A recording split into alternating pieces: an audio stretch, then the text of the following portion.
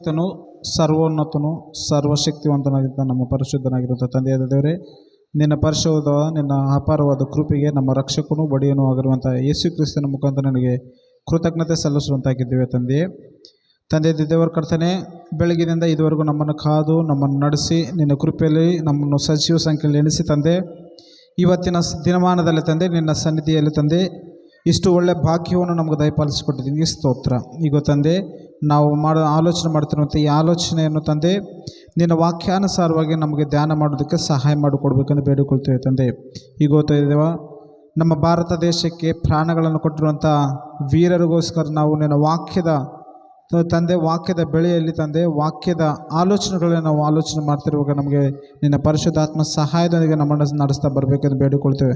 ನಮ್ಮೆಲ್ಲರಿಗೆ ಬೇಕಾಗಿರುವಂಥ ವಾಕ್ಯದಿಂದ ನಮ್ಮನ್ನು ಪ್ರೋತ್ಸಾಹಿಸಿ ಬಲಪಡಿಸಿ ನಮಗೆ ಮಹಿಮೆ ಹಾಗೂ ನಮಗೆ ಆಶೀರ್ವಾದಕರವಾಗಿಯೂ ಮಾಡಬೇಕೆಂದು ಬೇಡಿಕೊಳ್ತಾ ನಮ್ಮ ಒಡೆಯನ ರಕ್ಷಕರಂತ ಯೇಸು ಕ್ರಿಸ್ತನ ಹೆಸರಿನಲ್ಲಿ ಪ್ರಾರ್ಥನೆ ಬೇಡುತ್ತೇವೆ ತಂದೆಯೇ, ಆಮೆನ್. ಸೇರಿ ಬಂದಿರುವಂಥ ನಿಮ್ಮೆಲ್ಲರಿಗೂ ನಮ್ಮ ರಕ್ಷಕನು ಒಡೆಯನು ಅದ್ವಿತೀಯ ನಾಥನೂ ಆಗಿರುವಂಥ ಯೇಸು ಕ್ರಿಸ್ತನ ಹೆಸರಲ್ಲಿ ನಿಮ್ಮೆಲ್ಲರಿಗೆ ನನ್ನ ವಂದನೆಗಳು. ಪ್ರಿಯ ನನ್ನ ಸಹ ಪಾಠಿಗಳೇ, ಸಹ ವಯಸ್ಕರೇ, ನಿಮ್ಮೆಲ್ಲರಿಗೂ ಕೂಡ MIF ಕೂಟಕ್ಕೆ ಸ್ವಾಗತವನ್ನು ಕೋರ್ತಾ ಇದ್ದೇನೆ. ಹೋದ ವಾರ ನಾವು ಒಂದು ಅಂಶವನ್ನು ಮಾತಾಡಿದ್ವಿ. ಹೋದ ವಾರ ಅಂಶ ಏನು ಅಂತಂತಂದರೆ, ವೆರಿ ಗುಡ್. ಹೋದ ವಾರ ಮಾತಾಡಿರುವಂಥ ಅಂಶ ಏನು ಅಂತಂದರೆ, ಕ್ರೈಸ್ತರಿಗೆ ದೇಶಭಕ್ತಿ ಇರಲ್ವಾ ಎಂಬುದಾಗಿ ನಾವು ಮಾತಾಡಿದ್ವಿ. ಭಾನುವಾರ ಈ ಅಂಶವನ್ನು ಮಾತಾಡಿದ್ವಲ್ಲ, ಅದಕ್ಕಿಂತ ಮುಂಚೆ ಶನಿವಾರ ನಮಗೆ ಸ್ವಾತಂತ್ರ್ಯ ಬಂದಿದೆನಾ ಎಂಬುದಾಗಿ ಮಾತಾಡಿದ್ದು ಆಲ್ರೆಡಿ ಯೂಟ್ಯೂಬ್ ಚಾನಲಲ್ಲಿ ಇದೆ. ನಮಗೆ ಸ್ವಾತಂತ್ರ್ಯ ಬಂದಿದೆ ಎಂಬುದಾಗಿ ತೆಲುಗುದಲ್ಲಿ ಹೇಳಿದ್ದೀನಿ. ನಮಗೆ ಇದುವರೆಗೂ ಸ್ವಾತಂತ್ರ್ಯ ಬಂದಿದೆನಾ ಇಲ್ವಾ ಎಂಬುದಾಗಿ ತೆಲುಗುದಲ್ಲಿ ಹೇಳಿದ್ದೀನಿ. ಇದು ಶನಿವಾರದಲ್ಲಿ ಹೇಳಿರುವಂಥ ಮಾತು. ತದನಂತರ ನಮ್ಮ MIF ಕೂಟದಲ್ಲಿ ಕ್ರೈಸ್ತರಿಗೆ ದೇಶಭಕ್ತಿ ಇರಲ್ವಾ ಎಂಬುದಾಗಿ ಹೋದ ವಾರ ಮಾತಾಡ್ಕೊಂಡ್ವಿ. ಈ ವಾರ ಏನು ಮಾತಾಡೋಣ ಎಂಬುದಾಗಿ ಆಲೋಚನೆ ಮಾಡಿದಾಗ, ಸ್ವಾತಂತ್ರ್ಯ ಹೋರಾಟಗಾರರು ಯಾವ ಲೋಕದಲ್ಲಿ ಇದ್ದಾರೆ ಎಂಬುದಾಗಿ ನಾನು ಹೇಳಿದೆ. ಹೋದ ವಾರ ಏನು ಮಾತಾಡಿದ್ವಿ? ಕ್ರೈಸ್ತರಿಗೆ ದೇಶಭಕ್ತಿ ಇರಲ್ವಾ ಎಂಬುದಾಗಿ ಮಾತಾಡಿಕೊಂಡ್ರೆ, ಅದರಲ್ಲಿ ಸ್ವಾತಂತ್ರ್ಯ ಅಂದರೆ ಏನು, ಸ್ವಾತಂತ್ರ್ಯ ಯಾವಾಗ ಸಿಕ್ಕಿದೆ, ಆಗಸ್ಟ್ 15 ಇರುವಂಥ ಪ್ರಾಮುಖ್ಯತೆ ಏನು ಎಂಬುದಾಗೆಲ್ಲ ನೋಡಿಕೊಂಡಿದೆ. ಆಗಸ್ಟ್ 15ರಂದು ಯಾವ ದೇಶಕ್ಕೂ ಕೂಡ ಯಾವ ದೇಶಕ್ಕೆ ಸ್ವಾತಂತ್ರ್ಯ ಬಂದಿದೆ ಎಂಬುದಾಗಿ ಕೂಡ ನಾವು ಆಲೋಚನೆ ಮಾಡಿದ್ವಿ. ಹೌದಾ? ಸ್ವಾತಂತ್ರ್ಯ ಅಂದರೆ ಏನು, ನಾವು ಯಾವಕ್ಕೆ ಬಾನಿಸರಾಗಿದ್ದೀವಿ, ನಾವು ಯಾವುದರಿಂದ ವಿಮುಕ್ತರಾಗಬೇಕು ಎಂಬುದಾಗಿ ನಾವು ಹೋದ ವಾರ ನೋಡಿದೆವು. ನಾವು ದೇಶ ಸ್ವಾತಂತ್ರ್ಯಕ್ಕೋಸ್ಕರ ಪ್ರಯಾಸ ಪಟ್ಟಿದ್ದೀವಿ, ಒಳ್ಳೆಯದು. ಅದಕ್ಕಿಂತ ಮುಖ್ಯವಾಗಿ ಶರೀರ ಸಂಬಂಧವಂಥ ಸ್ವಾತಂತ್ರ್ಯದಲ್ಲಿ ಕೂಡ ನಮಗೆ ಅವಕಾಶಗಳು, ನಾವು ಶರೀರ ಸಂಬಂಧವಾದಂಥ ಸ್ವಾತಂತ್ರ್ಯದಲ್ಲಿ ದಾಸರಾಗಿದ್ದೀವಿ. ಯೇಸು ಕ್ರಿಸ್ತನ ಮುಖಾಂತರ ನಮಗೆ ಶರೀರ ಸಂಬಂಧವಾದಂಥ ಅಥವಾ ಆತ್ಮ ಸಂಬಂಧವಾದಂಥ ಸ್ವಾತಂತ್ರ್ಯ ಸಿಗುತ್ತೆ. ಶರೀರ ಸಂಬಂಧವಾದಂಥ ಸ್ವಾತಂತ್ರ್ಯ ನಮ್ಮ ದೇಶದ ಹೋರಾಟಗಾರರು ತಂದುಕೊಟ್ಟಿದ್ದಾರೆ. ಆತ್ಮಕ್ಕೆ ಬೇಕಾದಂಥ ಸ್ವಾತಂತ್ರ್ಯ ನಮ್ಮ ರಕ್ಷಕನಾದ ಯೇಸು ಕ್ರಿಸ್ತನ ತಂದುಕೊಟ್ಟಿದ್ದಾನೆ ಎಂಬುದಾಗಿ ಹೋದ ವಾರ ತಿಳಿದುಕೊಂಡ್ವಿ. ಈ ವಾರ ಏನು ತಿಳಿದುಕೊಳ್ಳೋಣ ಅಂತಂದರೆ, ನಮ್ಮ ದೇಶಕ್ಕೋಸ್ಕರ ಅನೇಕರು ತಮ್ಮ ಪ್ರಾಣಗಳನ್ನು ಕೊಟ್ಟಿದ್ದಾರೆ, ಹೌದಿಲ್ವಾ? ನಮ್ಮ ದೇಶವನ್ನು, ಭಾರತ ದೇಶಕ್ಕೆ ಸ್ವಾತಂತ್ರ್ಯ ತರುವುದಕ್ಕೆ ಅನೇಕರು ತಮ್ಮ ಪ್ರಾಣಗಳನ್ನು ಅರ್ಪಿಸಿದ್ದಾರೆ. ಆ ಅರ್ಪಿಸಿದಂಥ ವ್ಯಕ್ತಿಗಳು ಕ್ರೈಸ್ತರಲ್ಲ. ಅನೇಕರು ಕ್ರೈಸ್ತರಲ್ಲ, ಸುಮಾರು ಜನಗಳು ಕ್ರೈಸ್ತರಲ್ಲ. ಎಲ್ಲೋ ಕೆಲವು ಜನ ಕ್ರೈಸ್ತರಿರ್ಬೋದು, ಆದರೆ ಹೆಚ್ಚಿನ ಸಂಖ್ಯೆಯಲ್ಲಿ ಅನ್ಯ ಜನರೇ ದೇಶಕ್ಕೆ ಸ್ವಾತಂತ್ರ್ಯ ತಂದುಕೊಟ್ಟಿದ್ದಾರೆ. ಅರ್ಥ ಆಯ್ತಾ? ಅದರಲ್ಲಿ ಮೊನ್ನೆ ಯಾರ್ಯಾರು ನೋಡಿದ್ವಿ? ಸ್ವಾತಂತ್ರ್ಯ ಹೋರಾಟಗಾರರ ಹೆಸರು, ಮುಖ್ಯವಾದಂಥ ಹೆಸರುಗಳು ಯಾರ್ಯಾರು ನೋಡಿದ್ವಿ? ಮತ್ತೊಂದ್ಸಲ ನೋಡೋಣ.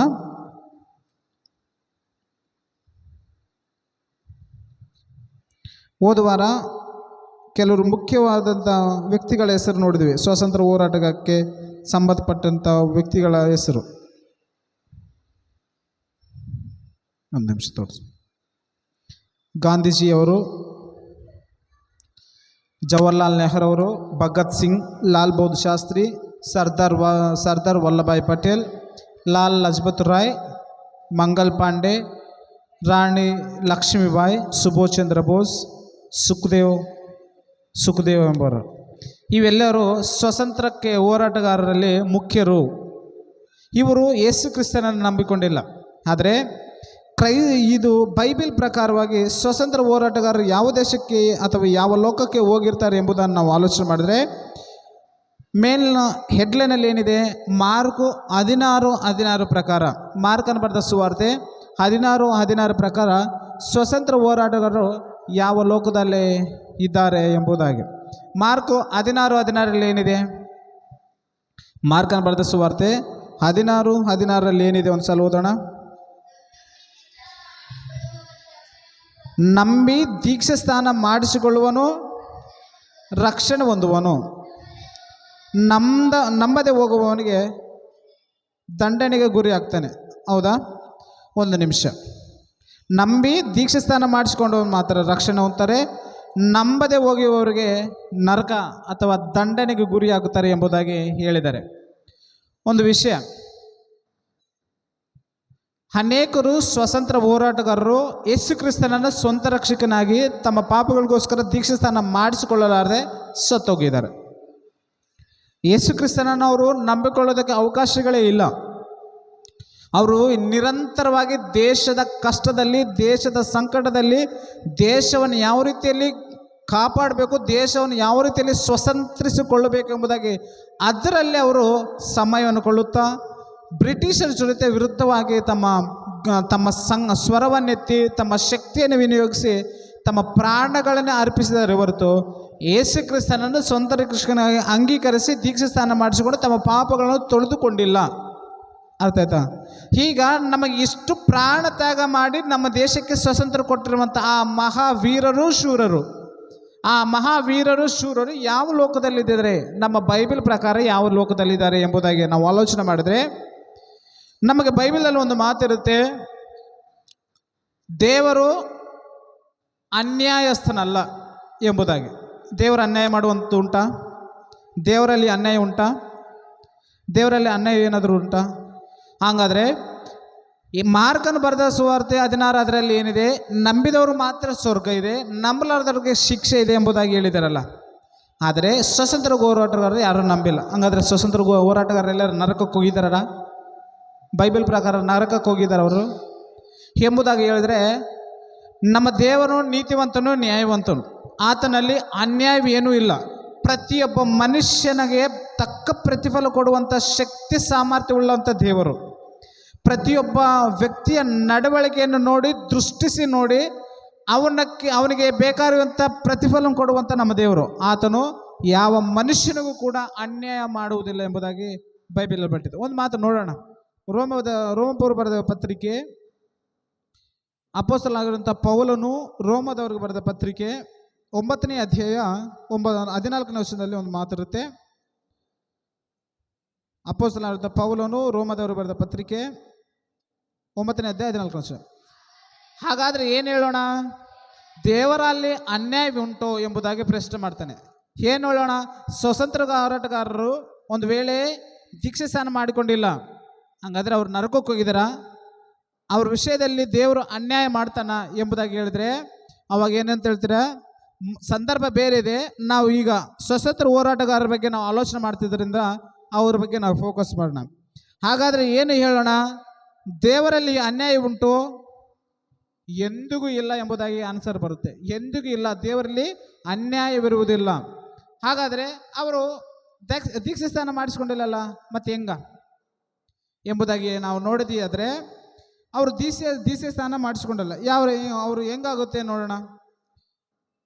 ಮತ್ತಾಯನ ಬರೆದ ಸುವಾರ್ತೆ, ಅಪೊಸ್ತಲನಾದಂಥ ಮತ್ತಾಯನ ಬರೆದ ಸುವಾರ್ತೆ 16ನೇ ಅಧ್ಯಾಯ 27ನೇ ವಚನದಲ್ಲಿ ಒಂದು ಮಾತಿರುತ್ತೆ, ಓದೋಣ.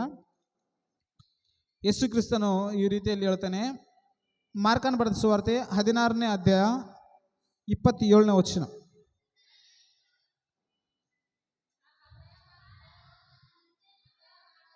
ಮತ್ತಾಯನ ಬರೆದ ಸುವಾರ್ತೆ 16ನೇ ಅಧ್ಯಾಯ 27ನೇ ವಚನ. ಮನುಷ್ಯಕುಮಾರು ತನ್ನ ತಂದೆಯ ಪ್ರತಿಭಾದೊಡನೆ ತನ್ನ ದೂತರ ಸಮೇತವಾಗಿ ಬರುವನು.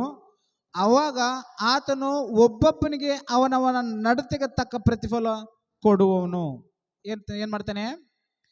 ಏನಾಗುತ್ತೆ, ಯೇಸು ಪ್ರಭು ಎರಡನೇ ಬರೋಣರಲ್ಲಿ ಬರ್ತಾನೆ.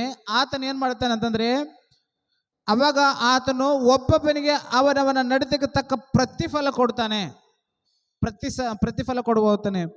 ನಾವು ಯಾವ ರೀತಿಯಲ್ಲಿ ಬದುಕಿದ್ದೀವಿ ಎಂಬುದಾಗಿ ನಮ್ಮ ಲೆಕ್ಕವನ್ನು ದೇವರು ಪರಿಶೀಲನೆ ಮಾಡಿ, ದೇವರಿಗೆ ಅನುಕೂಲವಾದಂಥ ಭಕ್ತಿಯಲ್ಲಿ, ದೇವರ ಅನುಕೂಲವಾದಂಥ ಸನ್ಮಾರ್ಗದಲ್ಲಿ ನಡೆದಿದ್ರೆ ಅವರನ್ನು ಸ್ವರ್ಗಕ್ಕೆ, ದೇವರಿಗೆ ವ್ಯತಿರೇಕವಾದಂಥ, ದೇವರಿಗೆ ವಿರುದ್ಧವಾದಂಥ ಮಾರ್ಗದಲ್ಲಿ ನಾವು ಏನಾದರೂ ನಡೆದಿದೆಯಾದರೆ ಅವರನ್ನು ನರಕಕ್ಕೆ ಕರ್ಕೊಂಡು ಹೋಗುತ್ತಾರೆ. ಆ ಪ್ರತಿಫಲ ಕೊಡುವಂಥದ್ದು ನಮ್ಮ ರಕ್ಷಕನಾಗಿರುತ್ತೆ ಯೇಸು ಕ್ರಿಸ್ತನು ಕೊಡ್ತಾನೆ. ಹಾಗಾದರೆ ಸ್ವತಂತ್ರ ಹೋರಾಟಗಾರರಿಗೆ ಯಾವ ರೀತಿಯಲ್ಲಿ ಪ್ರತಿಫಲ ಸಿಗುತ್ತೆ? ಸ್ವತಂತ್ರ ಹೋರಾಟಗಾರರಿಗೆ ಅವರು ಯೇಸು ಕ್ರಿಸ್ತನನ್ನು ಸ್ವಂತ ರಕ್ಷಕನಾಗಿ ಅಂಗೀಕರಿಸಲಿಲ್ಲ. ಅವರು ನಮ್ಮ ದೇಶಕ್ಕೋಸ್ಕರ ಪ್ರಾಣವನ್ನು ಕೊಟ್ಟಿದ್ದಾರೆ.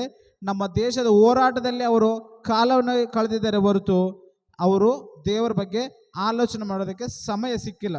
ಅವ್ರ ಬಗ್ಗೆ ನಾವು ನೋಡೋದಾದರೆ ರೋಮಾಪುರದವರು ಬರೆದ ಪತ್ರಿಕೆ, ರೋಮಾಪುರ ಬರೆದ ಪತ್ರಿಕೆ 2ನೇ ಅಧ್ಯಾಯ 19ನೇ ವಚನ. 2ನೇ ಅಧ್ಯಾಯ 19ನೇ ವಚನ. ಅಪೊಸ್ತಲರಾದಂಥ ಪೌಲನು 19 ಧರ್ಮಶಾಸ್ತ್ರದಲ್ಲಿ ನೆಕ್ಸ್ಟ್ ಧರ್ಮಶಾಸ್ತ್ರದಲ್ಲಿ ಜ್ಞಾನ ಸತ್ಯ ಸ್ವರೂಪಗಳನ್ನು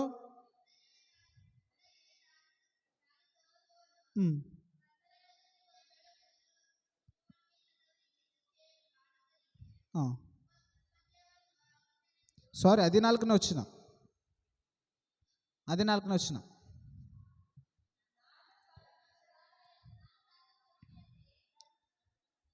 ರೋಮಾಪುರ ಬರೆದ ಪತ್ರಿಕೆ 2ನೇ ಅಧ್ಯಾಯ 14ನೇ ವಚನ. ಧರ್ಮಶಾಸ್ತ್ರವಿಲ್ಲದ ಅನ್ಯ ಜನರು ಸ್ವಾಭಾವಿಕವಾಗಿ ಧರ್ಮಶಾಸ್ತ್ರದಲ್ಲಿ ಹೇಳಿದಂತೆ ನಡೆದರೆ ಅವರು ಧರ್ಮಶಾಸ್ತ್ರವಿಲ್ಲವಾಗಿದ್ದರೂ ತಾವೇ ತಮಗೆ ಧರ್ಮಶಾಸ್ತ್ರವಾಗಿದ್ದಾರೆ ಎಂಬುದಾಗಿ ಇಲ್ಲಿ ಬರೆಯಲ್ಪಟ್ಟಿದೆ. ಏನಾಗಿದೆ ಅಂತಂದರೆ, ಯಹೂದ್ಯರಿಗೆ ಧರ್ಮಶಾಸ್ತ್ರವಿದೆ. ಯೇಸು ಕ್ರಿಸ್ತನ ಬರೋಕ್ಕಿಂತ ಮುಂಚೆ ಅವರು ಸತ್ತು ಹೋಗಿದ್ರೆ ಯಹೂದ್ಯರಿಗೆ ಧರ್ಮಶಾಸ್ತ್ರ ಪ್ರಕಾರ ನ್ಯಾಯ ತೀರ್ಪು ಸಿಗುತ್ತೆ. ಆ ಧರ್ಮಶಾಸ್ತ್ರವನ್ನು ಕೊಟ್ಟಿರುವಂಥ ದೇವರು ಆ ಧರ್ಮಶಾಸ್ತ್ರ ಆಜ್ಞೆಗಳನ್ನು ಇವರು ಮೀರಿದಾರ ಅಥವಾ ಆ ಧರ್ಮಶಾಸ್ತ್ರಕ್ಕೆ ಏನಾದರೂ ವ್ಯತಿರೇಕವಾದಂಥ ವಿರುದ್ಧವಾಗಿ ಏನಾದರೂ ನಡ್ಕೊಂಡಿದ್ದಾರೆ ಎಂಬುದಾಗಿ ನೋಡಿದರೆ ಆ ಧರ್ಮಶಾಸ್ತ್ರ ಪ್ರಕಾರ ಯಹೂದ್ಯರಿಗೆ ತೀರ್ಪು ಸಿಗುತ್ತೆ, ನ್ಯಾಯ ಸಿಗುತ್ತೆ. ಆದರೆ ಕ್ರೈಸ್ತರಿಗೆ ಹೊಸ ಒಡಂಬಡಿಕೆ ಮುಖಾಂತರ ಯೇಸು ಕ್ರಿಸ್ತನ ರಕ್ತದ ಮುಖಾಂತರ ನಾವು ಪಾಪಗಳನ್ನು ತೊಳೆದುಕೊಂಡಿದ್ರೆ, ಯೇಸು ಕ್ರಿಸ್ತನ ಆಜ್ಞೆಗಳ ಮೂಲಕ ಅದನ್ನು ಕೊಟ್ಟಿರುವಂಥ ಹೊಸ ಒಡಂಬಡಿಕೆ ಮೂಲಕ ಈಗಿನ ಪ್ರಪಂಚದ ಮನುಷ್ಯರೆಲ್ಲರಿಗೆ ನ್ಯಾಯ ತೀರ್ಪು ಸಿಗುತ್ತೆ. ಆಗಿನ ಕಾಲದಲ್ಲಿ ಅನ್ಯ ಜನಗಳು ಅಂದರೆ ಧರ್ಮಶಾಸ್ತ್ರವಿಲ್ಲದವರು, ಧರ್ಮಶಾಸ್ತ್ರ ಯಾರಿಗಿದೆ? ಕೇವಲ ಯಹೂದ್ಯರಿಗೆ ಮಾತ್ರವಿದೆ. ಧರ್ಮಶಾಸ್ತ್ರವಿಲ್ಲದ ಅನ್ಯ ಜನಗಳಿದಾರಲ್ಲ, ಧರ್ಮಶಾಸ್ತ್ರವಿಲ್ಲದ ಅನ್ಯ ಜನಗಳು ಒಂದು ವೇಳೆ ಅವರು ಸ್ವಾಭಾವಿಕವಾಗಿ ಧರ್ಮಶಾಸ್ತ್ರವನ್ನು ಇರುತ್ತೆ. ಸ್ವಾಭಾವಿಕ ಅಂತಂದರೆ ಮನಸ್ಸಿನಲ್ಲಿ ಒಂದು ಕೆಟ್ಟದ್ದು ಒಳ್ಳೆಯದೆಂಬ ಅರಿವಿರುತ್ತಲ್ಲ, ಇದು ಮಾಡಿದರೆ ಕೆಟ್ಟದ್ದು, ಇದು ಮಾಡಿದರೆ ಒಳ್ಳೆಯದು, ಇದು ಮಾಡಿದರೆ ನಮಗೆ ನಷ್ಟ ಬರುತ್ತೆ, ಇದು ಮಾಡಿದರೆ ಮೋಸ ಆಗುತ್ತೆ, ಇದು ಮಾಡಿದರೆ ಒಳ್ಳೆಯದಾಗುತ್ತೆ ಎಂಬುದನ್ನು ಅರಿವಿರುತ್ತಲ್ಲ. ಈ ಒಳ್ಳೆಯದು ಮಾಡಬೇಕೆಂಬ ಸ್ವಾಭಾವಿಕವಾಗಿ ತಮಗೆ ತಾವೇ ಅಧಿಕಾರಿ ಆದರೆ ತಮಗೆ ತಾವೇ ಏನಾಗುತ್ತೆ, ತಮಗೆ ತಾವೇ ಧರ್ಮಶಾಸ್ತ್ರ ಆದರೆ ಅದ್ರ ಪ್ರಕಾರ ಅವರಿಗೆ ನ್ಯಾಯ ತೀರ್ಪು ಸಿಗುತ್ತೆ. ಮತ್ತೊಂದು ಸಲ ಓದೋಣ, 2ನೇ ಅಧ್ಯಾಯ 14ನೇ ವಚನ. ಧರ್ಮಶಾಸ್ತ್ರವಿಲ್ಲದ ಅನ್ಯ ಜನರು ಸ್ವಾಭಾವಿಕವಾಗಿ ಧರ್ಮಶಾಸ್ತ್ರದಲ್ಲಿ ಹೇಳಿದಂತೆ ನಡೆದರೆ ಅವರು ಇಲ್ಲದವರಾಗಿದ್ದರೂ ತಾವೇ ತಮಗೆ ಧರ್ಮಶಾಸ್ತ್ರವಾಗಿದ್ದಾರೆ. ಹೇಗಂದರೆ ಅವರು ಧರ್ಮಶಾಸ್ತ್ರದ ಮುಖ್ಯ ತಾತ್ಪರ್ಯ ತಮ್ಮ ಹೃದಯದಲ್ಲಿ ಬರೆದಿದೆ ಎಂಬುದು ತೋರ್ಪಡಿಸುತ್ತಾರೆ. ಇದಕ್ಕೆ ಅವರ ಮನಸ್ಸು ಸಹ ಸಾಕ್ಷಿ ನೀಡುತ್ತದೆ. ಅವರ ಮನಸ್ಸೇ ಅವರಿಗೆ ಧರ್ಮಶಾಸ್ತ್ರ ಆಗಿದೆ.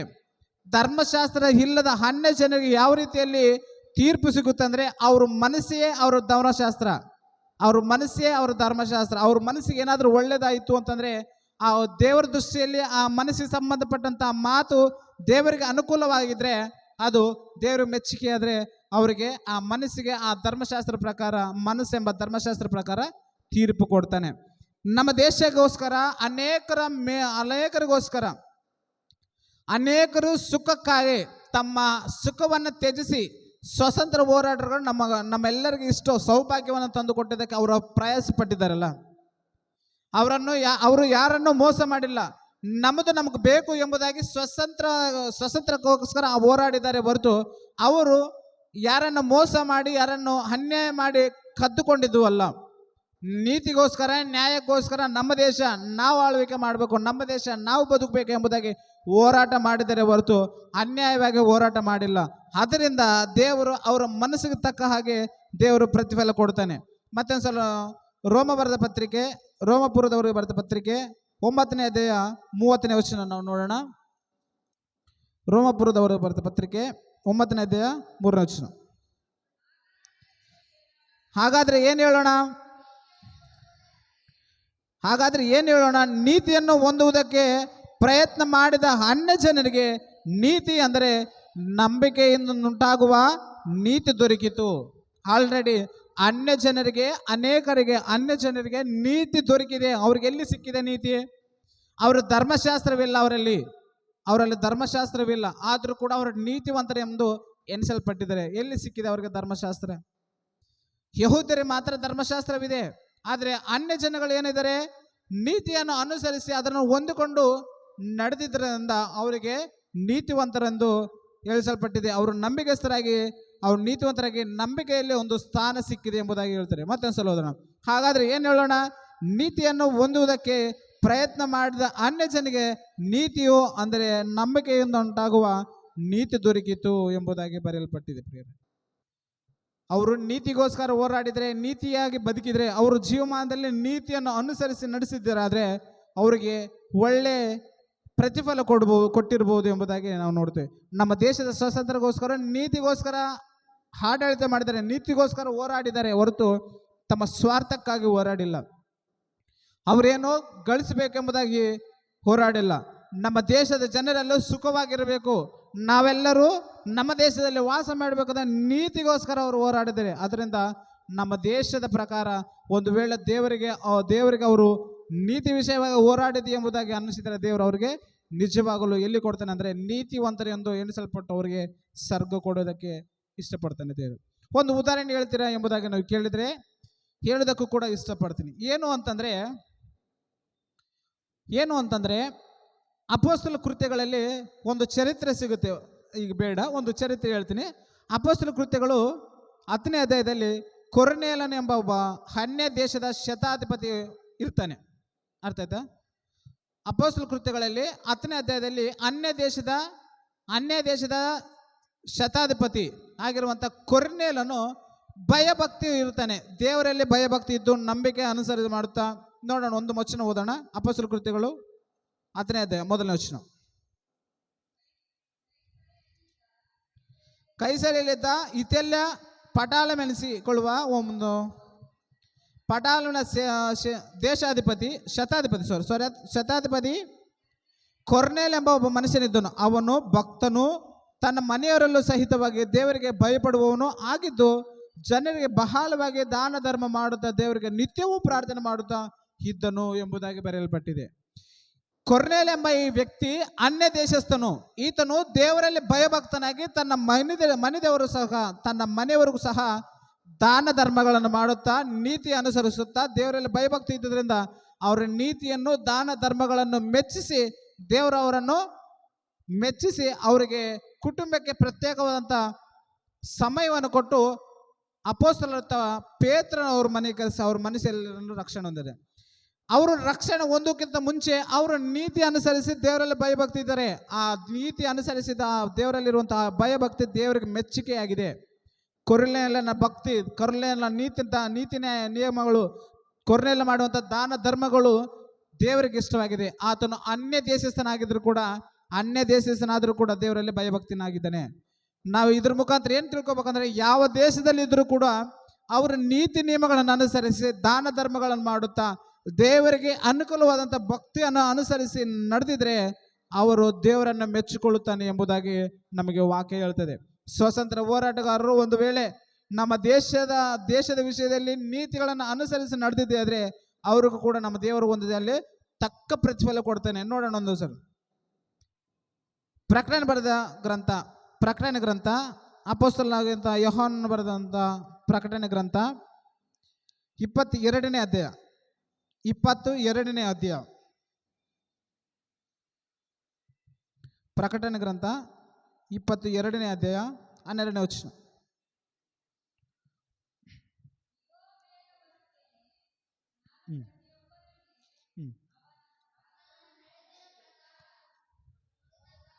ರೈಟ್. ಈಗ ಬೇಗ ಬರ್ತೇನೆ, ನಾನು ಪ್ರತಿಯೊಬ್ಬನಿಗೆ ಅವನವನ ನಡತೆ ಪ್ರಕಾರ ಕೊಡತಕ್ಕ ಪ್ರತಿಫಲವು ನನ್ನ ಕೈಯಲ್ಲಿ ಅದೇ ಎಂಬುದಾಗಿ ದೇವರು ಹೇಳ್ತಾ ಇದ್ದಾನೆ.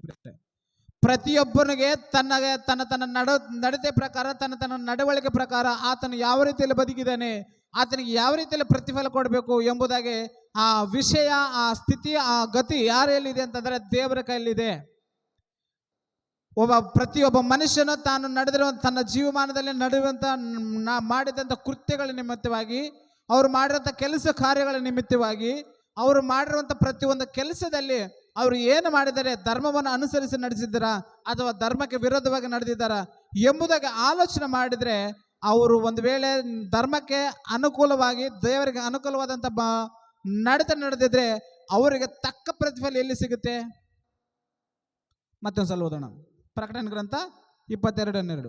ಹೀಗೋ ಬೇಗ ಬರುತ್ತೇನೆ ಅಂದ್ರೆ ಎಂದು ಯೇಸು ಕ್ರಿಸ್ತನು ಹೇಳ್ತಾನೆ. ಹೀಗೋ ಬೇಗ ಬರ್ತೇನೆ, 2ನೇ ಬರೋಣರಲ್ಲಿ, ಹೀಗೋ ಬೇಗ ಬರುತ್ತೇನೆ, ನಾನು ಪ್ರತಿಯೊಬ್ಬನಿಗೆ ಅವನವನ ನಡತೆ ಪ್ರಕಾರ ಕೊಡತಕ್ಕ ಪ್ರತಿಫಲವು ನನ್ನ ಕೈಯಲ್ಲಿ ಅದೇ. ನಾನೇ ಆದಿಯೂ ಅಂತ್ಯವೂ, ಮೊದಲನೇವನು ಕಡೆಯವನು, ಪ್ರಾರಂಭವೂ ಸಮಾಪ್ತವೂ ಆಗಿದ್ದೇನೆ. ಪ್ರತಿಯೊಬ್ಬನಿಗೆ ಕೊಡತಕ್ಕ ಪ್ರತಿಫಲ ನನ್ನಲ್ಲಿದೆ. ಪ್ರತಿಯೊಬ್ಬನಿಗೆ ಏನು ಅವನು ಕೃತ್ಯಗಳಿದಾವೋ, ಪ್ರತಿಯೊಬ್ಬನು ಏನು ಅವನ ನಡವಳಿಕೆ ಇದೆಯೋ, ಪ್ರತಿಯೊಬ್ಬನು ಅವನು ಏನು ಧರ್ಮವನ್ನು ಅನುಸರಿಸಿದನೋ, ಪ್ರತಿಯೊಬ್ಬನು ಏನು ಅಧರ್ಮವನ್ನು ಮಾಡಿದನೋ, ಅವನು ಏನೇನು ಮಾಡಿದನೋ ಪ್ರತಿಯೊಬ್ಬನು ಅವನವನ ನಡತೆಗೆ ತಕ್ಕ ಹಾಗೆ ಪ್ರತಿಫಲ ಕೊಡುವುದಕ್ಕೆ ಅದು ದೇವರ ಕೈಯಲ್ಲಿದೆ. ದೇವರು ಯಾರಿಗೂ ಅನ್ಯಾಯ ಮಾಡುವಂಥ ದೇವರು ನಮ್ಮ ದೇವರಲ್ಲ. ಪ್ರಪಂಚಕ್ಕೆ ದೇವರು ಒಬ್ಬನೇ ಇದ್ದಾನೆ. ಪ್ರಪಂಚವನ್ನು ಸೃಷ್ಟಿ ಮಾಡಿದಂಥ ಸೃಷ್ಟಿಕರ್ತನಾದ ದೇವರು ಒಬ್ಬನೇ ಇದ್ದಾನೆ. ಸ್ವಾತಂತ್ರ್ಯ ಹೋರಾಟಗಾರರಿಗೂ ಕೂಡ ದೇವರು ಒಬ್ಬನೇ ಇದ್ದಾನೆ. ಕ್ರೈಸ್ತರಿಗೂ ದೇವರು ಒಬ್ಬನಿದ್ದಾನೆ. ದೇಶದ ಪ್ರತಿಯೊಬ್ಬ ಮನುಷ್ಯನಿಗೂ ದೇವರು ಇದ್ದಾನೆ. ಪ್ರಪಂಚದ ಪ್ರತಿಯೊಬ್ಬ ಮನುಷ್ಯನಿಗೆ ದೇವರು ಒಬ್ಬನೇ. ದೇವರು ಅನ್ಯಾಯಸ್ಥನಲ್ಲ. ಪ್ರತಿಯೊಬ್ಬ ಮನುಷ್ಯನಿಗೆ ತನ್ನ ನಡತೆಗೆ ಪ್ರಕಾರ, ತನಗೆ ನಡತೆಗೆ ಸಿಕ್ಕ ಹಾಗೆ ತಾನು ಮಾಡಿರುವಂಥ ಕೃತ್ಯಗಳ ಪ್ರಕಾರ ಅವರಿಗೆ ಪ್ರತಿಫಲ ಕೊಡುತ್ತಾನೆ. ಯೋಬನ ಬರೆದ ಗ್ರಂಥ 34ನೇ ಅಧ್ಯಾಯ 10ನೇ ವಚನ, ತೆಲುಗುದಲ್ಲಿ ಮತ್ತು ಕನ್ನಡದಲ್ಲಿ ಎರಡರಲ್ಲಿ ಓದಿ. ತೆಲುಗುದಲ್ಲಿ ಸ್ಪಷ್ಟವಾಗಿದೆ. ಯೋಬನ ಗ್ರಂಥ 34ನೇ ಅಧ್ಯಾಯ ಮುಕ್ತಾಯ ಮಾಡೋಣ. ಯೋಬನ ಗ್ರಂಥ 34ನೇ ಅಧ್ಯಾಯ 10ನೇ ವಚನ.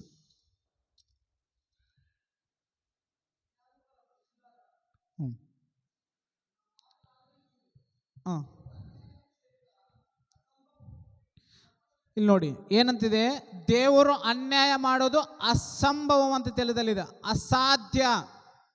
ದೇವರು ಅನ್ಯಾಯ ಮಾಡೋದು ಅಸಾಧ್ಯ. ಯಾವ ಮನುಷ್ಯನಿಗೂ ಕೂಡ ಅನ್ಯಾಯ ಮಾಡಲ್ಲ ದೇವರು ಅಸಹ್ಯ ಮಾಡೋದು ಅಸಾಧ್ಯ. ಮತ್ತೊಂದ್ಸಲ ತೆಲುಗುದಾಗ ಓದಪ್ಪ. విజ్ఞానము గల మనుషులారా నా మాటలు ఆలకించుడి. దేవుడు అన్యాయం చేయుట అసంభవము. దేవుడు అన్యాయం చేయుట అసంభవము. నెక్స్ట్ ಕನ್ನಡದಾಗ ಓದ್ತೀರಾ?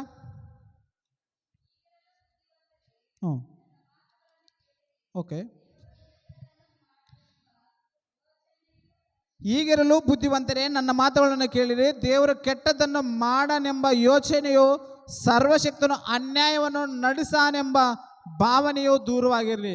ಸರ್ವಶಕ್ತನು ಅನ್ಯಾಯ ಮಾಡ್ತಾನೆಂಬ ಭಾವನೆ ದೂರವಾಗಿರಲಿ. ಆತನು ಅನ್ಯಾಯಸ್ಥನಲ್ಲ. ದೇವರು ಅನ್ಯಾಯ ಮಾಡುವಂಥ ವ್ಯಕ್ತಿ ಅಲ್ಲ. 12ನೇ ವಚನ ನೋಡಿ. ಹೌದು, ದೇವರು ಕೆಟ್ಟದನ್ನು ನಡೆಸದೇ ಇಲ್ಲ. ಹೌದು, ದೇವರು ಕೆಟ್ಟದನ್ನು ನಡೆಸದೇ ಇಲ್ಲ.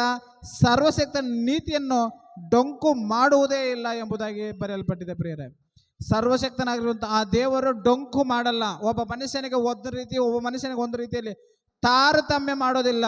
ದೇವರು ತಾರತಮ್ಯ ಮಾಡುವುದಲ್ಲ. ದೇವರು ಪ್ರತಿಯೊಬ್ಬ ಮನುಷ್ಯನ ಸಮಾನನಾಗಿ ನೋಡುವ ದೇವನಾಗಿದ್ದಾನೆ. ಧರ್ಮಶಾಸ್ತ್ರ ಇದ್ದವನಿಗೆ ಧರ್ಮಶಾಸ್ತ್ರ ಪ್ರಕಾರ ತನ್ನ ನಡತೆಯನ್ನು ತೆಗಿತಾನೆ. ಧರ್ಮಶಾಸ್ತ್ರ ಇಲ್ಲದವನಿಗೆ ಪ್ರಾಮಾಣಿಕವಾದಂಥ ತನ್ನ ಮನಸ್ಸೇ ಧರ್ಮಶಾಸ್ತ್ರವಾಗಿ ಇಟ್ಟು ಆ ಮನಸ್ಸು ನೀತಿ ಅನುಸರಿಸಿ ನಡೆಸಿದ್ದೇನ ಅಥವಾ ದುರ್ಮಾರ್ಗದಲ್ಲಿ ನಡೆದಿದ್ದೇನ ಎಂಬುದಾಗಿ ತನ್ನ ನಡತೆಯ ಮುಖಾಂತರ ಪ್ರತಿಯೊಬ್ಬನಿಗೆ ತಕ್ಕ ಪ್ರತಿಫಲವಿದೆ. ನಮ್ಮ ಸ್ವಾತಂತ್ರ್ಯ ಹೋರಾಟಗಾರರಿಗೆ ದೇವರು ತಕ್ಕ ಪ್ರತಿಫಲ ಕೊಡ್ತೇನೆ ಹೊರತು ಅವರಿಗೆ ಅನ್ಯಾಯ ಮಾಡುವಂಥ ದೇವರಲ್ಲ. ನಮ್ಮ ದೇವರು ಪ್ರಪಂಚದ ಏಕೈಕ ದೇವರು ಏನಾಗಿದ್ದಾನೆ, ಅನ್ಯಾಯಸ್ಥನಲ್ಲ. ಪ್ರತಿಯೊಬ್ಬನಿಗೆ ತನ್ನ ನಡತೆಗೆ ತಕ್ಕ ಹಾಗೆ ಪ್ರತಿಫಲ ಕೊಡ್ತಾನೆ ಎಂಬುದಾಗಿ ನಾವು ನೋಡಿದ್ದೀವಿ. ಈಗ ಕ್ರೈಸ್ತರು ಏನು ಮಾಡಬೇಕು ಎಂಬುದಾಗಿ ಹೇಳಿದ್ರೆ, ಕ್ರೈಸ್ತರಿಗೆ ಮಾತ್ರ ಆಜ್ಞೆ ಅತಿಕ್ರಮ ಮಾಡಿದ್ರೆ ಕ್ರೈಸ್ತರಿಗೆ ಮಾತ್ರ ನಂಬಿ ದೀಕ್ಷಾಸ್ನಾನ ಮಾಡಿಸಿಕೊಳ್ಳೋದು ಕಂಪಲ್ಸರಿ. ಏನಕ್ಕೆ ಅಂತಂದರೆ, ಯಾಕೆ ಮಾತು ಹೇಳೋದಕ್ಕೆ ಇಷ್ಟಪಡ್ತಿದ್ದೀನಿ ಅಂತಂದರೆ, ತಲಾಂತರಗಳಿಂದಲೂ ಸುಮಾರು 10-15 ತಲಾಂತರದಿಂದಲೂ 10-15 ತಲಾಂತರಗಳಿಂದಲೂ 5 ತಲಾಂತರಗಳಿಂದಲೂ ಸುಮಾರು ತಲಾಂತರಗಳಿಂದ ನಾವು ಕ್ರೈಸ್ತರ ಎಂಬುದಾಗಿ ಹೇಳಿಕೊಂಡು ದೇವರನ್ನು ಮರೆತ ಜನರಿಗೆ ಮಾತ್ರ ಬೈಬಲ್ ಆಜ್ಞೆ ಪ್ರಕಾರ ಅವ್ರಿಗೆ ತೀರ್ಪು ಸಿಗುತ್ತೆ. ಒಂದು ಉದಾಹರಣೆ ಹೇಳ್ತೀನಿ. ಒಂದು ಕುಟುಂಬದಲ್ಲಿ 100 ವರ್ಷಗಳ ಕಾಲದಿಂದ ಕ್ರೈಸ್ತರು ಇದ್ದಾರೆ ಎಂಬುದನ್ನು ತಿಳ್ಕೊರಿ. ಒಂದು ಕುಟುಂಬದಲ್ಲಿ ಸುಮಾರು 100 ವರ್ಷಗಳಿಂದ ಅವರು ಕ್ರಿಸ್ತನನ್ನು ಅಂಗೀಕರಿಸಿ ಬದುಕ್ತಾರೆ, ಅಥವಾ 50 ವರ್ಷಗಳ ಕಾಲದಿಂದ ಯೇಸು ಕ್ರಿಸ್ತನನ್ನು ಅನುಸರಿಸಿ ನಡುತ್ತಾರೆ ಎಂಬುದಾಗಿ ತಿಳಿದುಕೊಳ್ಳೋಣ. ಈಗ ಒಂದು ವೇಳೆ ಅವರು ಕ್ರೈಸ್ತರು ಎಂಬುದಾಗಿ ಹೇಳಿಕೊಂಡು ದೀಕ್ಷಾ ಸ್ಥಾನ ಮಾಡಿಸಿಕೊಳ್ಳಾರ್ದೆ ಸತ್ತೋದ್ರೆ ಅವ್ರಿಗೆ 100% ನರಕನೇ ಸಿಗುತ್ತೆ.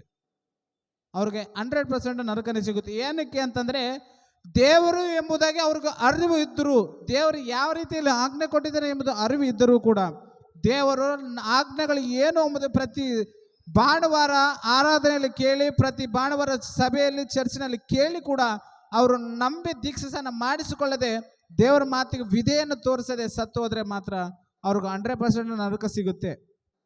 ಅರ್ಥ ಆಯ್ತಾ?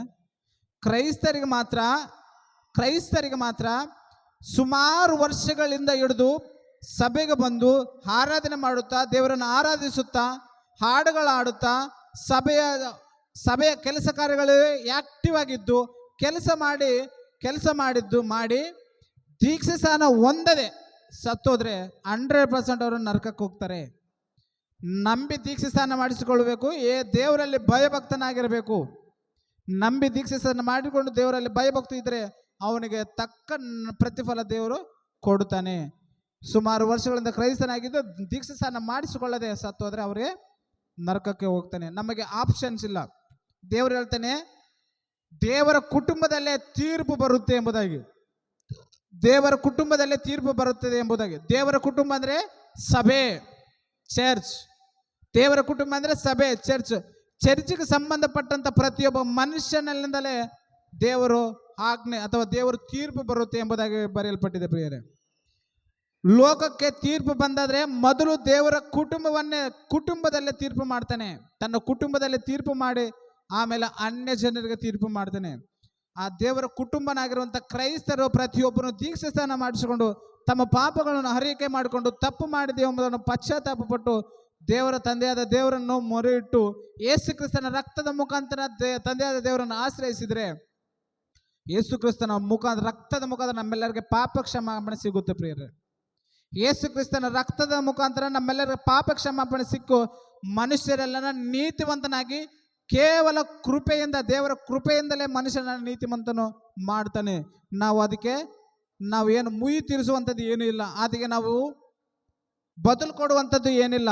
ಕೇವಲ ಯೇಸು ಕ್ರಿಸ್ತನನ್ನು ಸ್ವಂತ ರಕ್ಷಕನಾಗಿ ಅಂಗೀಕರಿಸಿ ಪಶ್ಚಾತ್ತಾಪ ಪಟ್ಟು ತಮ್ಮ ಪಾಪಗಳನ್ನು ಅರಿಕೆ ಮಾಡಿಕೊಂಡು ಯೇಸು ಕ್ರಿಸ್ತನ ರಕ್ತದಿಂದ ನಮ್ಮ ಪಾಪಗಳನ್ನು ತೊಳೆದುಕೊಂಡ್ರೆ ನಾವು ನಿತ್ಯ ಜೀವಕ್ಕೆ ಹೋಗುತ್ತೇವೆ.